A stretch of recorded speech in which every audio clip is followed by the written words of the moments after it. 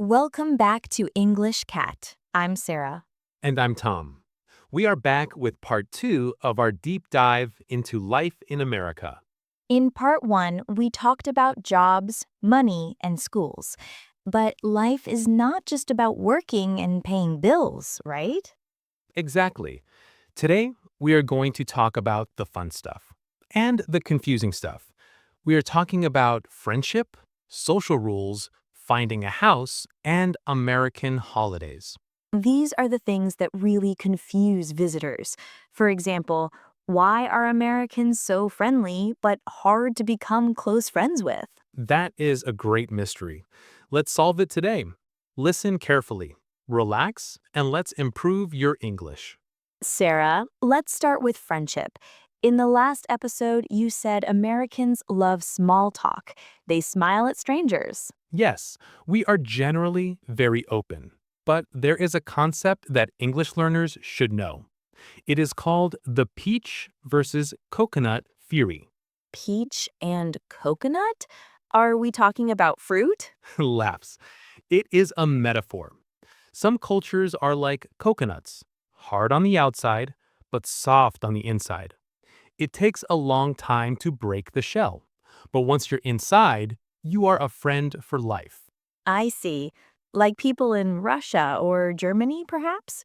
They might seem serious at first, but they are very loyal friends. Exactly. But Americans are like peaches. We are soft on the outside, we are friendly, we smile, we chat easily, but inside there is a hard pit. A hard pit. You mean it is difficult to get to the center? Yes, it is easy to become an acquaintance, but hard to become a close friend. That is a very important word, acquaintance. Can you explain it? An acquaintance is someone you know and like, but you are not close to. You might say hi at work or talk about the weather, but you don't invite them to your house for dinner.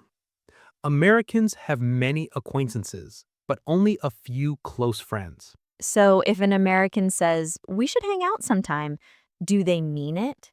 Often, no. It is just a polite way to say goodbye. It can be confusing. If they don't set a specific time and date, they might just be being nice. That is good advice. Don't wait by the phone. Now, what about punctuality? Is time important in friendships? Yes, punctuality, being on time, is important. If you arrange to meet a friend at 7 p.m., you should be there at 7 p.m. What if I'm late? If you are 5 or 10 minutes late, it's usually okay, but you should send a text message. If you are 30 minutes late, it is considered rude. We have a saying, time is money.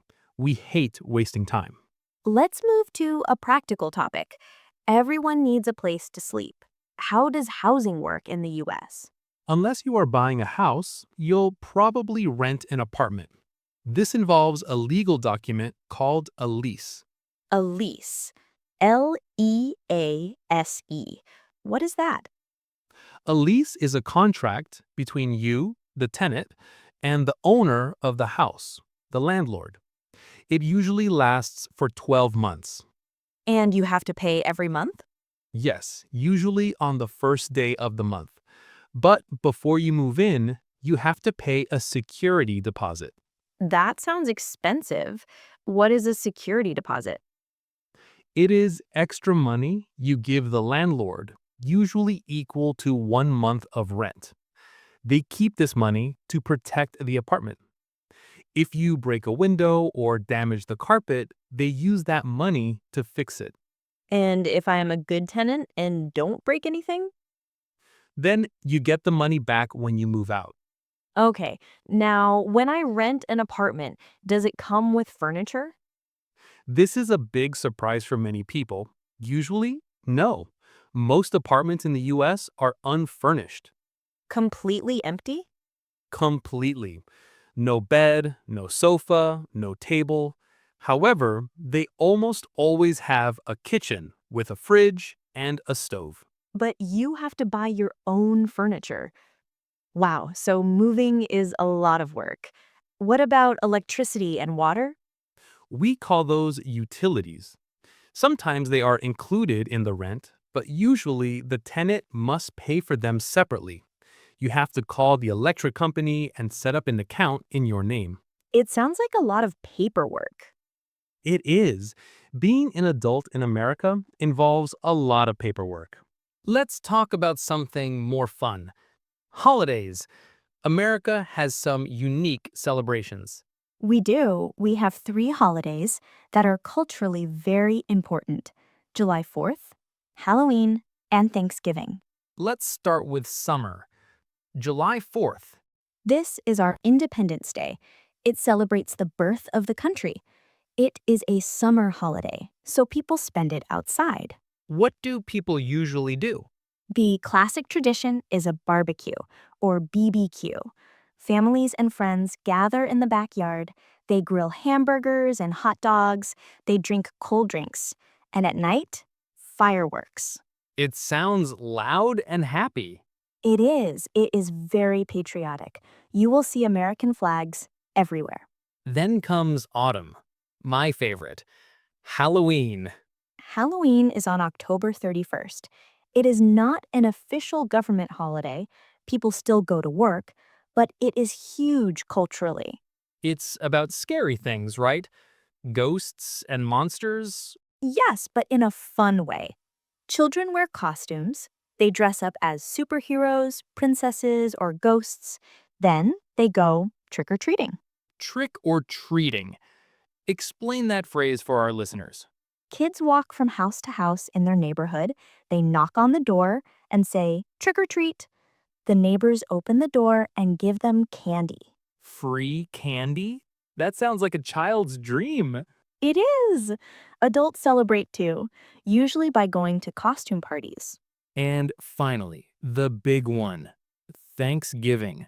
Thanksgiving is the most important family holiday in America. It happens on the fourth Thursday of November. Is it religious? Not really. It is about gratitude, being thankful for what you have. Family members travel long distances to be together. It is famous for the food. We call it a feast. What is on the menu? Always a turkey, a massive roasted turkey. Also mashed potatoes, gravy, cranberry sauce, and pumpkin pie. And I heard people watch sports on Thanksgiving?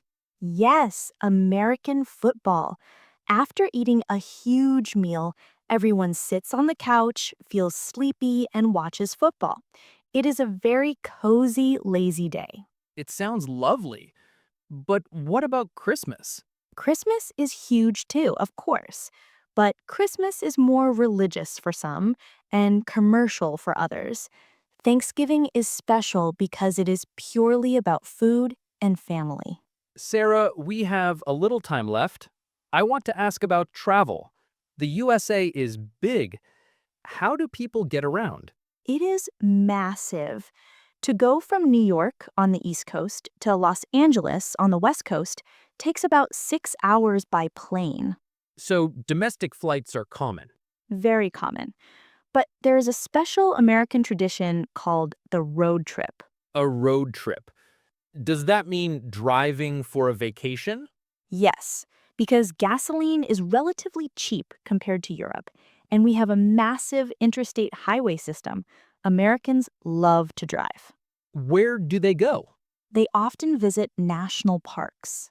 Like the Grand Canyon or Yellowstone? Exactly. The U.S. has incredible nature. The national parks are protected land.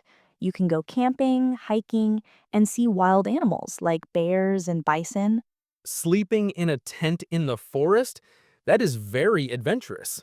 It is. If you visit America, don't just stay in the city. Rent a car and see the countryside. The scenery changes from deserts to mountains to forests. It is beautiful. We have learned so much about the American lifestyle today, from peach people to eating turkey. Let's review the key vocabulary from this episode. Listeners, are you ready to repeat? First word, acquaintance.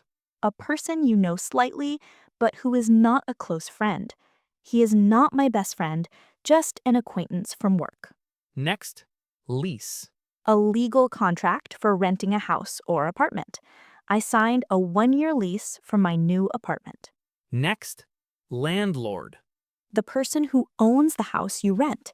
My landlord is very nice. He fixed the broken window immediately. Next, feast. A large meal, typically for a celebration. Thanksgiving dinner is a delicious feast. Finally, utilities. Services like electricity, water, and gas. The rent is $1,000, but you also have to pay for utilities.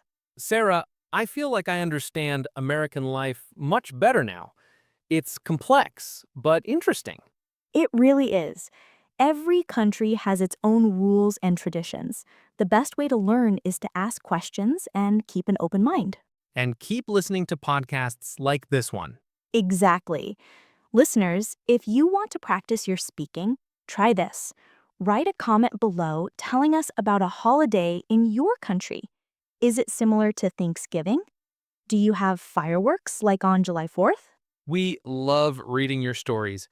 Thank you for listening to English Cat. This has been Sarah. And Tom. See you in the next lesson.